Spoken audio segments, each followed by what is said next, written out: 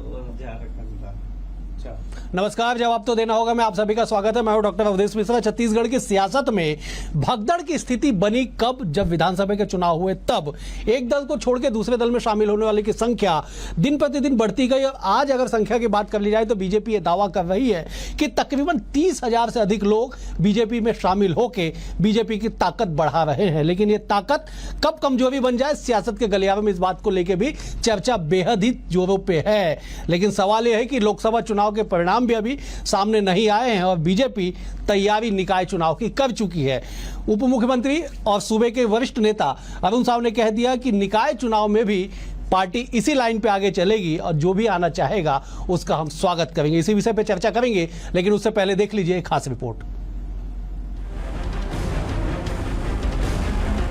छत्तीसगढ़ की सियासत में इन दिनों लोकसभा चुनाव की कम और कांग्रेस सहित अन्य दलों से भाजपा में शामिल नेता कार्यकर्ताओं के भूत भविष्य वर्तमान को लेकर काफी चर्चाएं हो रही हैं। दरअसल छत्तीसगढ़ बीजेपी की ओर से जारी एक आंकड़े के अनुसार विधानसभा चुनाव से लेकर अब तक करीब 30,000 की संख्या में दूसरे दलों से स्थानों से लोग बीजेपी में शामिल हो चुके हैं, जिनकी उपयोगिता और महत्व की चर्चाओं पर सियासी पारा हाई है।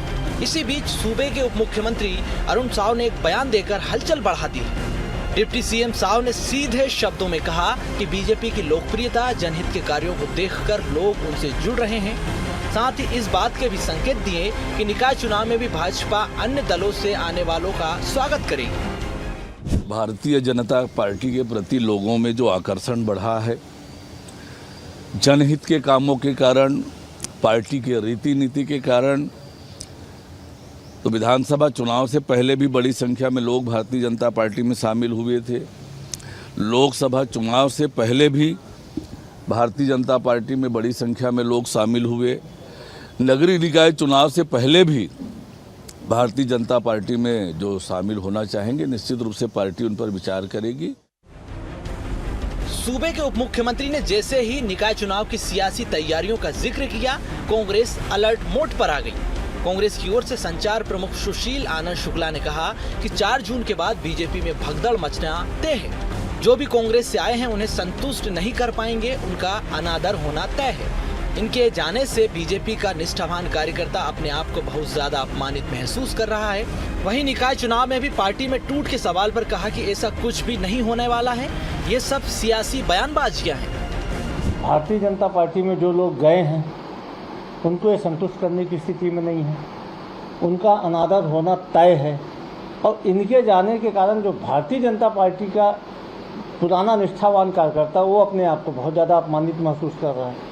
तो भारतीय जनता पार्टी का नेतृत्व ये दोनों के द्वंद्व में पिसते हुए नजर आएगी। और लोकसभा में मोदी सरकार की विदाई के बाद तो भारतीय जनता पार्टी के बड़े पैमाने में लोग छोड़ के कांग्रेस और दीगर दलों में शामिल होंगे। यह बात तो 16 आने सत्य है कि सियासत में संभावना कभी समाप्त नहीं होती है, चाहे कांग्रेस से भाजपा में जाने वाले नेताओं की हो या फिर चुनावी परिणाम की हो।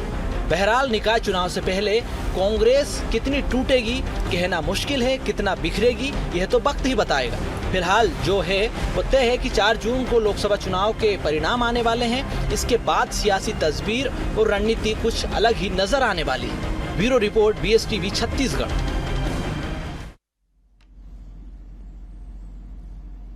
तो आपने सुना कि किस तरह से इस बयान के बाद छत्तीसगढ़ के सियासत में हलचल तेज हो चुकी है।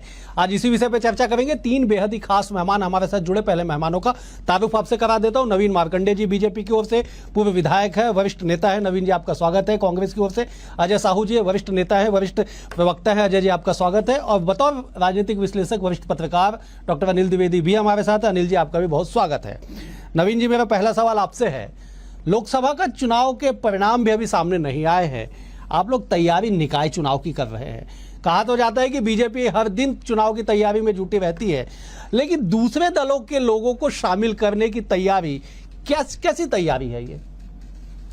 देखिए अवधेश जी, भारतीय जनता पार्टी हमेशा जब निरंतर काम करती है और करते रहते हैं, और चाहे वो कार्यक्रम के माध्यम से हो, चाहे सेवा के माध्यम से हो, चाहे क्रिएटिव वर्क के और अलग अलग तरीके हैं राजनीति में काम करने के संगठन का, तो उस हिसाब से हम लोग काम करते हैं। इसी बीच में इसी लाइन में हमारा चुनाव भी एक रहता है और उस चुनाव की भी तैयारियां हमारे करते हैं हम लोग। तो निश्चित है कि अभी विधानसभा लोकसभा के चुनाव के बाद अब सामने नगरीय निकाय का चुनाव है और नगरीय निकाय के चुनाव का भी हम लोगों ने तैयारियां प्रारंभ कर दिए हैं। रिजल्ट तो 4 तारीख को आएगा, लेकिन उसके पहले ही हम लोग सारी तैयारियां प्रारंभ कर दिए और रिजल्ट के बाद फिर उसमें आगे हम लोग नए रणनीति के साथ आगे बढ़ेंगे। रही बात है कि दल बदल का, तो देखिए लोकतंत्र में तो आज का नहीं है, वो शुरू से ही चले आ रहा है कि जो व्यक्ति जिसको अच्छा लगता है जो पार्टी में, उस पार्टी में जाता है, अपना काम करता है और वही छत्तीसगढ़ के लोगों को या छत्तीसगढ़ के अन्य पार्टी के जो लोग हैं उनको लगने लगा है कि भारतीय जनता पार्टी के साथ काम करके वहां रहकर काम करने से उनको अच्छा लग रहा है और आगे वो जुड़कर काम करना चाहते हैं। चाहे नीति की बात करें, चाहे हमारा विकासवाद की बात करें, चाहे राष्ट्रवाद की बात करें, तो एक तरह से भारतीय जनता पार्टी के साथ जुड़कर काम करने वाले हैं और हमेशा उनका पहले भी हमने स्वागत किया है। आने वाला कल भी हम स्वागत के लिए तैयार हैं। ठीक है नवीन जी, मैं लौटूंगा आपके। मैं अजय जी का रुख कर लेता। अजय जी, बीजेपी तो दोनों बाहें फैलाए स्वागत के लिए तैयार है। सवाल यह है कि 30,000 लोग शामिल हो चुके हैं बीजेपी के आंकड़े के अनुसार। कांग्रेस पार्टी क्यों अपने नेताओं को, अपने कार्यकर्ताओं को नहीं साध पा रही है? जो संख्या बढ़ते जा रही है, बहुतायत माना गया कि कांग्रेस के लोग इसमें शामिल हुए हैं। देखिए अवधेश जी, कांग्रेस पार्टी का जो निष्ठावान कार्यकर्ता है वो आज भी कांग्रेस पार्टी के साथ बना हुआ है। जो लोग अपनी निजी स्वार्थ पूर्ति के लिए, अपनी राजनीतिक महत्वाकांक्षा की पूर्ति के लिए राज्य में अगर सरकार बदलती है तो उसके बाद दूसरे दलों का रुख करते हैं, तो इससे उनके क्षेत्र की जनता, उनके साथ जुड़े हुए जो लोग हैं वो भी समझते हैं कि हमारा जो नेता है वो कहीं ना कहीं अपनी निजी स्वार्थ की पूर्ति के लिए दूसरे दरवाजे जा करके वहां पर मत्था टेक रहा है। आप देखिएगा, एक तरफ तो भारतीय जनता पार्टी विश्व की सबसे बड़ी पार्टी होने का दम भरती है और आप आंकड़े बता रहे हैं कि इन लोगों ने 30,000 लोगों को दूसरे दलों से ला करके अपने दल में शामिल कराया। तो दुनिया की सबसे बड़ी पार्टी को ऐसी क्या आवश्यकता पड़ गई कि उसको ला करके अपनी ताकत बढ़ाने के लिए दूसरे दलों से लोग आयातित कराने पड़ रहे हैं। 2014 के चुनाव के समय माननीय प्रधानमंत्री बनने से पहले माननीय नरेंद्र मोदी जी कहा करते थे कि हमें इस देश को कांग्रेस मुक्त भारत बनाना है। कांग्रेस मुक्त भारत तो नहीं हो पाया, लेकिन भारतीय जनता पार्टी निश्चित तौर पर आज कांग्रेस युक्त भाजपा हो गई है और ये भारतीय जनता पार्टी को इसको अपनी अगर ताकत समझती है तो उनको मुबारक। हमारे जो निष्ठावान कार्यकर्ता हैं वो हमारे साथ बने हुए हैं, बूथों से लेकर के ऊपर तक जितने कार्यकर्ता हैं उन्होंने अपनी कमर तोड़ मेहनत की है कांग्रेस के प्रत्याशियों को जिताने के लिए और आगे भी करेंगे। 4 जून को जब मतगणना के बाद जो नतीजे आएंगे तो भारतीय जनता पार्टी में किस तरीके से भगदड़ मचेगा ये देखने वाली बात है। ठीक है अनिल जी, जरा आप अपने सियासी अनुभव से इस बात पर टिप्पणी कर दीजिए कि क्या निकाय चुनाव के समय भी सियासत में, सियासी गलियारों में भगदड़ मचना तय है? बिल्कुल अवधेश, ये चीज कभी रुक नहीं सकती है। मौसम बदल रहा है और उसी तरह आया राम और गया राम का दौर भी जारी है, क्योंकि राजनीतिक मौसम उफान पर है और ये उफान अभी नगर निगम चुनाव तक जारी रहेगा। हालांकि अभी 5-6 महीने का वक्त है नगर निगम चुनाव में, तब तक आया राम गया राम का दौर चलेगा। और चिंता सबसे बड़ी कांग्रेस की है कि अगर बीजेपी ये दावा कर रही है कि 30,000 लोग भाजपा में आए तो क्या मजबूरी रही होगी जाने की। हालांकि ये वो राजनीतिक दौर है जहां पर के विचारधाराएं कोई मायने नहीं रखती है, जहां आस्थाएं, समर्पण, निष्ठा, ये सब अब राजनीति के सबसे अंतिम निचले पायदान पर चला जा चुका है। अभी अटल बिहारी वाजपेयी का दौर नहीं है, अभी नरसिम्हा राव का दौर नहीं है जिन्होंने जिंदगी भर एक ही पार्टी के लिए समय लगा दिया। बिल्कुल सही। अब ये तुरंत रिजल्ट पाने का दौर है कि अगर मैं आपकी पार्टी में आया हूं तो मुझे उसके परिणाम मिलने चाहिए, उसका लाभ मिलना चाहिए और मेरी सम्मान होना चाहिए, ये लोगों की उम्मीद होती है। जब ये नहीं मिलता है तो लोग दूसरी पार्टी में कूदते हैं। हालांकि वहां कितना सम्मान और इज्जत मिलेगी ये सभी जानते हैं। ठीक है, नवीन जी से जवाब ले। नवीन जी, 30,000 के आंकड़े आप ही लेके आए हैं। बीजेपी ने आंकड़े दिए कि लगभग 30,000 लोगों की नियुक्ति, जो ज्वाइनिंग जो है वो बीजेपी में हुई है। साहब करेंगे क्या इनका 30,000 की संख्या? देखिए अवधेश जी, लीडर जो होते हैं वो मान लो जाए एक है तो उनके साथ 100 लोग 200 लोग आते हैं, वो एक सामान्य कार्यकर्ता रहता है या एक तरह से वोटर्स रहते हैं। तो जिस तरह से हमारी रचना है संगठन की, उस रचना में नीचे से लेकर ऊपर तक के जिसकी जैसी परिस्थितियां बनेगी समय पर, उसको उस तरह से उसमें जोड़ा जाएगा। और भारतीय जनता पार्टी चूंकि बहुत बड़ा और विशाल संगठन है और इसके कई आयाम चलते हैं, तो मुझे नहीं लगता कि ये कोई वहां भारी पड़ेगा। वो वहां हमारे रचना में सब शामिल हो जाएंगे और जिस तरह से भारतीय जनता पार्टी के निष्ठावान कार्यकर्ता संगठन का काम करते हैं, रचनात्मक काम करते हैं, सेवा का काम करते हैं, तो उसी तरह ये भी उसी में शामिल होकर उसी लाइन से काम करेंगे, ऐसा मुझे पूरा विश्वास है। और इसलिए मैं ऐसा कह रहा हूं क्योंकि ये हमने जैसे कहे ना कि भारतीय जनता पार्टी ला रही है, तो हम नहीं ला रहे हैं, वो अपनी श्रद्धा से आ रहे हैं। हम तो अभी भी कह रहे हैं ना, हम किसी को पकड़ के तो लाए नहीं हैं, वो आ रहे हैं, हमसे जुड़ रहे हैं, तो भाई स्वागत है। लोकतंत्र में क्या हम किसी को बोल सकते हैं कि आप हमारे साथ मत आइए, आप हमको वोट मत दीजिए, ऐसा तो नहीं बोल सकते भाई। जो आना चाहे हम उनका स्वागत कर रहे हैं और लोकतंत्र में यही सर्वोच्च ये है सोच समझ और कार्य है कि जो उनसे जोड़ना चाहे उनके लिए स्वागत है। ठीक है अजय जी, जब आप इस पे जवाब दे दीजिए। नवीन जी ने तो कह दिया कि बीजेपी विश्व की सबसे बड़ी पार्टी है, इतने उनके संगठन है कि सबको एडजस्ट कर दिया जाएगा। आप कहते हैं कि भगदड़ मचना तय है। देखिए अवधेश जी, चूंकि विधानसभा का चुनाव हो चुका है, लोकसभा का चुनाव हो चुका है, ये दोनों चुनाव नेताओं के होते हैं। अब नगरीय निकाय का चुनाव हो रहा है जो कार्यकर्ताओं का चुनाव होता है। निश्चित तौर पर आप विश्व की सबसे बड़ी पार्टी होने का दम भरते हैं। हमारे तो प्रदेश में केवल 19 लाख कार्यकर्ता हैं कांग्रेस पार्टी के, उसमें से 30,000 कार्यकर्ता आपने चुरा लिए हैं। तो अगर आप 30,000 कार्यकर्ताओं को ले जाते हैं तो निश्चित तौर पर हमारी पार्टी को जो नुकसान हुआ नहीं हुआ वो तो बात का विषय है, लेकिन आपने अपने 30,000 कार्यकर्ताओं की मेहनत पर पानी फेरने का काम किया है, उनके हक पर डाका डालने का काम किया है, जिसे भारतीय जनता पार्टी का कार्यकर्ता कहीं ना कहीं देख रहा है, समझ रहा है और वो ये भी जान रहा है कि कांग्रेस से जो लोग आए हैं वो कहीं ना कहीं हमारे हक पर अतिक्रमण करेंगे। और पहले तो ये कहा जाता था कि अपराधियों की अंतिम शरण स्थली राजनीति होती है, अब उसका तात्पर्य बदल गया है। अब तो ये कहा जाने लगा है कि अपराधियों की अंतिम शरण स्थली, अंतिम जो उनको शरण दिया जाता है वो भारतीय जनता पार्टी है। जिस तरीके से चिंतामणि महाराज का नाम ईडी की सूची में था FIR में, लेकिन वो भारतीय जनता पार्टी में शामिल होते हैं, सरगुजा से वो चुनाव लड़ते हैं, उनका नाम FIR से हटा दिया जाता है। ऐसे बहुत सारे नाम है, तमाम देश भर के नेताओं का, हेमंत बिस्व शर्मा और शुभेंदु अधिकारी, ऐसे बहुत सारे नाम हैं जिनके ऊपर, अजीत पवार जिनको लेकर के प्रधानमंत्री जी ने भी टिप्पणी की थी कि ये साले लोग जेल जाएंगे। जब वो जेल नहीं गए, वो जब भारतीय जनता पार्टी आ जाते हैं तो मोदी वाशिंग मशीन से धुल करके, साफ सुथरे होकर के वो वहां पर उनको पनाह मिल जाती है। तो जितने अपराधी किस्म के लोग हैं वही भारतीय जनता पार्टी की शरण में जा रहे हैं। ठीक है अजय जी, माफ कीजिएगा अनिल जी, जब एक गंभीर विषय निकल के सामने आया, अजय जी ने बड़ी गंभीर बात कही कि जितने अपराधी हैं उनका अंतिम शरण स्थली बीजेपी बन चुकी है। बेहद गंभीर लाइन है, जरा विश्लेषण कर दीजिए इस पे। देखिए, सबसे पहले तो बताऊं कि 2003 मुझे याद आ रहा था जब तरुण चटर्जी ने 13 विधायकों के साथ दल बदल करते हुए कांग्रेस में आ गए थे, कांग्रेस की सरकार में। और तब उन्होंने क्या कहा था? उन्होंने बोला था कि मैं अकेला भाजपा में गया था और 13 लोगों को लेकर के कांग्रेस में वापस आया हूं। तो वो एक दल बदल का बड़ा उदाहरण था। अब जो बात आप उन्होंने उठाई कि अपराधियों की या अपराधियों की न्यूज की शुरुआत किसने की? पप्पू यादव, अफजल अंसारी, शहाबुद्दीन और नाम गिनाऊं, ये कौन लोग थे? किनके इनको प्रश्रय दिया? ठीक है, कांग्रेस ने नहीं दिया होगा, कांग्रेस समर्थन दिया होगा, समाजवादी पार्टी लेकर के आई होगी, राष्ट्रीय जनता दल लेकर के आया होगा।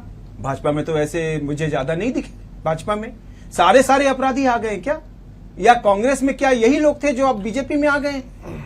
तो सवाल 30,000 लोगों के लाने का बीजेपी अगर क्लेम कर रही है तो वो छलनी में छलेंगे, आप देखिएगा। बिल्कुल सही। क्योंकि बीजेपी की कार्यपद्धति और कांग्रेस की कार्यपद्धति में बहुत बड़ा फर्क है। बिल्कुल सही।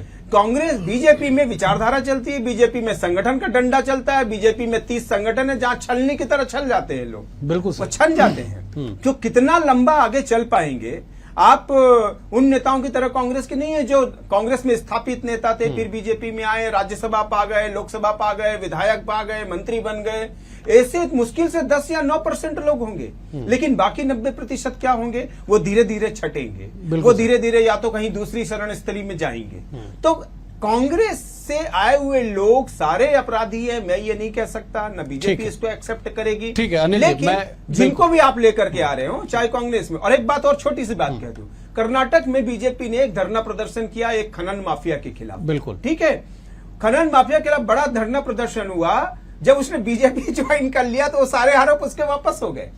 तो आप बीजेपी अजय जी दरअसल वही बात कह रहे हैं कि आरोप लगते हैं राजनीति में, लेकिन जब बीजेपी में शामिल हो जाते हैं तो आरोप गौण हो जाता है।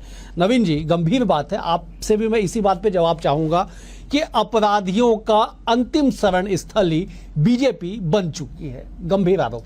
देखिए आप अवधेश जी, इस मामले को जो कांग्रेस के जो प्रवक्ता साहब हैं अजय जी, ये जो बोल रहे हैं उसका उत्तर उन्हीं के पास है। देखिए कैसे कि वो तो हमारे पास आज आया है, ये कितने सालों से अपराधियों को पाल के रखे हैं और कितने अपराध कराए हैं, उनको अपराधी किसने बनाया, ये तो इनको जवाब देना चाहिए। अगर उनके साथ में अगर ये लोग जो थे और रहे इतने वर्षों तक, कितने लूटे, कितने अपराध किए, कितने गलत काम किए, ये सारे लोगों को अगर ये गलत कह रहे हैं तो इनको बताना चाहिए कि भाई कितना इन लोगों ने उनसे ये सब गलत काम कराए हैं। और गलत काम अगर इसने कराए हैं तो भाई ये कांग्रेस उसके पाप के भागीदारी है कि उसने गलत क्यों कराया। और अगर गलत नहीं कराया है तो अगर वो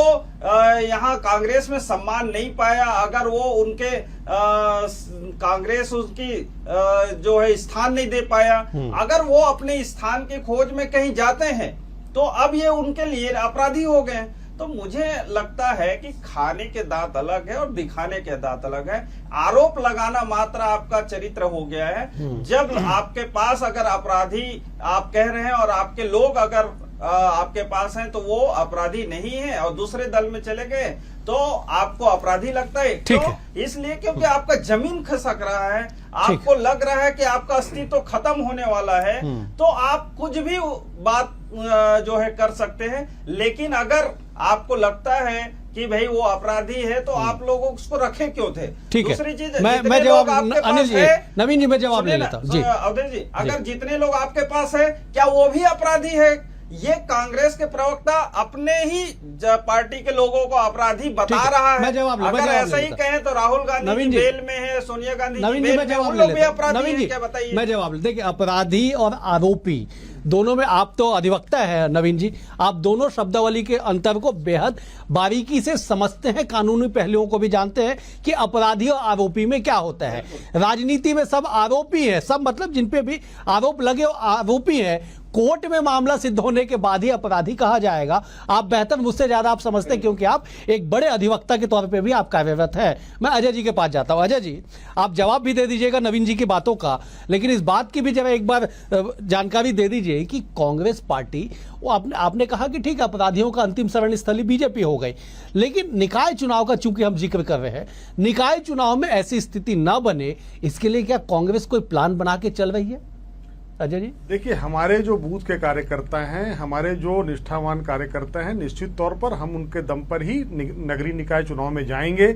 हमें किसी दल से आयातित करके नेता पैदा करने की आवश्यकता नहीं है। जिनको अपने कार्यकर्ताओं के काबिलियत पर भरोसा नहीं है वो ही दूसरे दलों से लोगों को लेकर के आ रहे हैं। हमें इसकी कतई आवश्यकता नहीं है। हम नगरीय निकाय का चुनाव भी बहुत दमखम से लड़ेंगे और अच्छा प्रदर्शन करेंगे, ऐसा मुझे उम्मीद है। नवीन जी कह रहे थे कि हम लोगों ने अपराधियों को रखा था, अपराधी बनाया, नेता अपराधियों को अपराधी कहा किसने, आरोपी भ्रष्टाचारी कहा किसने? माननीय प्रधानमंत्री जी ने अपनी कई सभाओं में अजीत पवार को लेकर के कहा, शुभेंदु अधिकारी को लेकर के कहा, हेमंत विश्व शर्मा जब तक के बीजेपी में शामिल नहीं हुए थे उनको लेकर के कहा। तमाम ऐसे वीडियो ऑडियो हैं जो ये बताते हैं कि प्रधानमंत्री जी इन लोगों को भ्रष्टाचारी और अपराधी आरोपी मानते थे। तो उनके ही वक्तव्य को कोट करके मैं ये कह रहा हूं कि वो व्यक्ति जब तक कांग्रेस में था तब तक वो भ्रष्टाचारी था, लेकिन वो जैसे ही आपके कमल छाप वाला गमछा पहनता है, मोदी वॉशिंग मशीन में जाकर के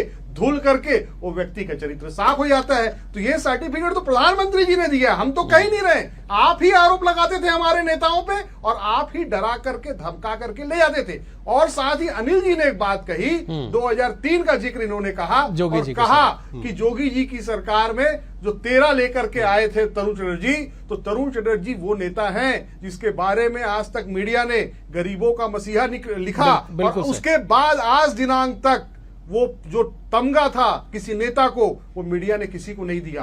और साथ ही ये भी कहना चाहूंगा कि वो जो 12-13 आए थे उनका आज राजनीतिक भविष्य क्या है। सारे के सारे लोग दूसरा चुनाव नहीं जीत पाए, तो दल बदल जो है उसको छत्तीसगढ़ के लोग कतई माफ नहीं करेंगे। और जोगी जी की उस हरकत के कारण कांग्रेस को 15 वर्षों तक सत्ता से दूर रहना। ठीक है अजय जी, मैं लौटूंगा। नवीन जी कुछ जवाब देवे। नवीन जी आप जवाब दे दीजिए, फिर मैं अनिल जी का रुख करूंगा। मैं उस समय मैं छात्र नेता था अवधेश जी, मुझे बहुत अच्छा से स्पष्ट याद है कि कांग्रेस के उस समय जग्गी हत्याकांड सबसे बड़ा अपराध यहाँ हुआ था छत्तीसगढ़ में अलग होने के बाद। कितने लोग कांग्रेसी थे जो उसने वो घटना किया था और कितने लोग उसमें उसके ऊपर केस भी चला और अभी सब सरेंडर कर रहे हैं। कोई कांग्रेसी नहीं था उसमें, एक भी कांग्रेस का नेता उसमें एक भी कांग्रेस का नेता नहीं था। कांग्रेस कोई भी व्यक्ति करे और आप उसको कांग्रेस का नेता बनाओ, बताओ, ऐसा थोड़ी चलेगा। केस लेके घूम रहे थे कि कौन सा, मतलब आप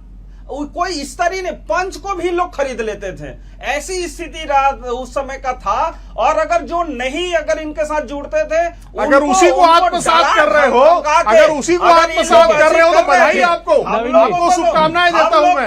अगर आप अजीत जोगी जी के 2000 से 2003 के कार्यकाल को आत्मसात करके आगे बढ़ना चाहते हो तो मैं आपको शुभकामनाएं देता हूं। डिफरेंट मिलेगा। नवीन जी कंप्लीट कर ले, फिर अजय जी आपके पास। नवीन जी आप कंप्लीट कर लीजिए। मैं वही कह रहा हूं कि अनिल जी भी उस शब्द को भूल गए थे जो जग्गी हत्याकांड जो कांग्रेस के समय में हुआ था, भूख भय भ्रष्टाचार का जो सरकार चल रहा था कांग्रेस का, उस समय भ्रष्टाचार का जो मैंने बताया कि यहां तक से वो जो छोटे से छोटे जनप्रतिनिधि भी अपने घर में सुरक्षित नहीं रहते थे, उनको उठाकर जबरदस्ती प्रवेश कराया जाता था डरा धमकाकर। तो ये कांग्रेस की नेचर और नीति और नियत है, हमारा वो नहीं है। हमारे पास लोग श्रद्धा से आ रहे हैं, हम उसका स्वागत कर रहे हैं। जो नहीं आएगा उसको हमको किसी को आप बताइए कि हमने किसी को धर पकड़ के डरा धमका के तो नहीं लाए हैं भाई। तो ये इस तरह से कांग्रेस को अपने गिरेबान में झांकना चाहिए। मैं अनिल जी का रुख कर। अनिल जी ये बात बिल्कुल सही है कि हर राजनीतिक दल के चलने का नियत और नीति अलग अलग सिद्धांतों पर राजनीतिक दलें चलती है,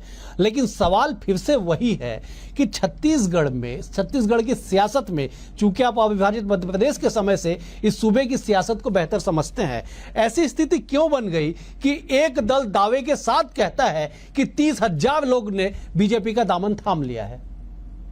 देखिए अवधेश जी, दल बदलुओं का जो मुद्दा है वो हमारी चर्चा के सामने चल रहा है और इस प्रदेश के सबसे कद्दावर नेता थे पूर्व केंद्रीय मंत्री विद्याचरण शुक्ल। कांग्रेस में उनसे बड़ा नेता मेरे ख्याल से प्रदेश में केंद्रीय स्तर पे तो कोई नहीं था। केंद्र स्तर पे एक समय में कोई नहीं था। विद्याचरण शुक्ल ने भाजपा ज्वाइन की, महासमुंद से उनको टिकट मिला और उनको बुरी तरह हराया। और उनका बयान क्या था? मुझे भाजपा कार्यकर्ताओं ने हरा दिया। भाजपा कार्यकर्ता बाहर से आए हुए नेताओं को एकदम से एक्सेप्ट नहीं करते हैं। विद्याचरण शुक्ल उसका सबसे बड़ा उदाहरण। बिल्कुल, अजय जी ने उसी बात को कहा कि एक्सेप्टेंस नहीं है छत्तीसगढ़ की सियासत में, एक्सेप्टेंस बिल्कुल नहीं है। मेरे से सवाल है? जी आप ही से। तो मैं वही कह रहा हूं कि एक्सेप्टेंस नहीं है। और ये बात, इसमें कोई छिपा हुआ तथ्य नहीं है कि छत्तीसगढ़ राज्य बनने के बाद जो सरकार, जोगी सरकार आई, उसमें दल बदलू वाकई में कितने दल बदल के हुए, जबरदस्ती और ला करके दल बदल कराया गया। उस समय कांग्रेस को उसका खामियाजा 15 साल तक भुगतना पड़ा कि उनकी सरकार नहीं बन पाई यहाँ पर। इस तरह की एंटी इनकम्बेंसी दल बदलू चलते हुआ और उसी का कारण था कि जग्गी हत्याकांड भी हुआ। और उसके चलते जनता को लगा कि नहीं भाई ये ठीक नहीं है। अजय जी ने सही बोला कि तरुण चटर्जी को जो सबसे बड़ी दल बदलू की संज्ञा मिली वो इसी यहीं की मीडिया ने दी। क्यों दी? क्योंकि यहाँ का नेचर नहीं है। महानदी का पानी बड़ा शांत है, वो सबको लेकर के चलने वाला है। तो आपने यदि अब रही बात बीजेपी के 30,000 क्लेम करने की, दावा करने की, क्या गलत है? अगर वो ये दावा कर रही है, कांग्रेस कहे कि नहीं हमारे 30,000 लोग नहीं गए हैं, वो ये दावा तो नहीं करेंगे कि नहीं 30,000 लोग नहीं गए। अगर वो उन्होंने प्रवेश कराया है तो वो कह रहे हैं इसमें गलत क्या है कि 30,000 लोग हमारे कांग्रेस पे आए। लेकिन मैं फिर से वही कहूंगा कि जो पार्टी विद्याचरण शुक्ल जैसे व्यक्ति को नहीं पचा पाई, क्या वो छोटे मोटे जो गमले में उगे हुए नेता हैं जो प्रवेश किए होंगे बीजेपी में, क्या उनको एक्सेप्ट कर पाएगी? मैं फिर से वही सवाल बोल रहा हूं कि संगठन का ढांचा, बीजेपी की कार्यप्रणाली, उनके कार्य पद्धति, फिर इतने साल आप धर्मनिरपेक्षता की राजनीति करते रहे। अजय जी, समापन का वक्त है, मैं 10-10 सेकंड के लिए दोनों नेताओं के पास जाता हूं। अजय जी, 10 सेकंड में जवाब दीजिएगा, क्या इस तरह की सियासत से कांग्रेस को नुकसान होगा? कांग्रेस को इस तरीके की सियासत से कोई नुकसान नहीं होने वाला। कांग्रेस का कार्यकर्ता जानता है और कांग्रेस का कार्यकर्ता पूरी तरह से अपने काम में लगा हुआ है। कांग्रेस का संगठन अपना काम कर रहा है। हम निश्चित तौर पर नगरीय निकाय चुनाव में अच्छा प्रदर्शन करेंगे और हम किसी दूसरे दल से लोगों को अपने पास लाने वाले नहीं। ठीक है नवीन जी, 10 सेकंड में आप भी जवाब दीजिएगा, क्या बीजेपी को इस सियासत से लाभ होगा? देखिए, ऐसा है कि संख्या जिसकी जितनी ज्यादा होती है उसको उतना लाभ होता है और हम उसको जाति का जनगणना करा दो, समझ में आ जाएगा किसकी जितनी जनगणना है, जिसकी कितनी संख्या है उसको उतना अधिकार दे माफी दो। चाहता हूं, मुझे समाप्त करना होगा। दरकिनार नहीं कर रहे हैं, लेकिन दूसरी तरफ अगर देखा जाए तो कांग्रेस इसलिए बौखला गई है क्योंकि उनका अस्तित्व समाप्ति की ओर है, नवीन जी, जमीन खसक ठीक है नवीन जी, मुझे समाप्त करना पड़ेगा। नवीन जी, उनको भरोसा नहीं है, हर एक कांग्रेसी को कांग्रेस के लोग शक की निगाह से देख रहे हैं। ठीक है नवीन जी, मुझे समाप्त करना होगा। वहां वो रहना नहीं चाह रहे। मुझे समाप्त करना पड़ेगा। कुल मिला के ये कि छत्तीसगढ़ जो आमतौर पे सियासी शांत प्रदेश माना जाता है कि छत्तीसगढ़ की सियासत में ज्यादा उतार चढ़ाव या मोड़ नहीं आते हैं, एक सीधी लाइन पे सियासत होती है। इस राज्य में अगर 30,000 का क्लेम एक पार्टी कर रही है कि दूसरे दलों से आने वालों की संख्या 30,000 है और नगरीय निकाय चुनाव में भी यह संख्या और कितने अधिक बढ़ेगी, लेकिन दोनों ही दल अपने अपने तर्कों के साथ इस बात को तटस्थता से कह रही है कि ना तो कांग्रेस को नुकसान होगा और ना ही बीजेपी को इसका खामियाजा भुगतना पड़ेगा। बहरहाल आगे क्या होगा, निकाय चुनाव और 4 जून को होने वाले परिणाम के साथ ही तय होगा। फिलहाल आज के लिए इतना ही। आप तीनों मेहमानों का बेहद शुक्रिया। अनिल जी आपका शुक्रिया, नवीन जी आपका शुक्रिया, अजय जी आपका भी शुक्रिया। कल एक और विषय के साथ होगी मुलाकात, तब तक के लिए नमस्कार।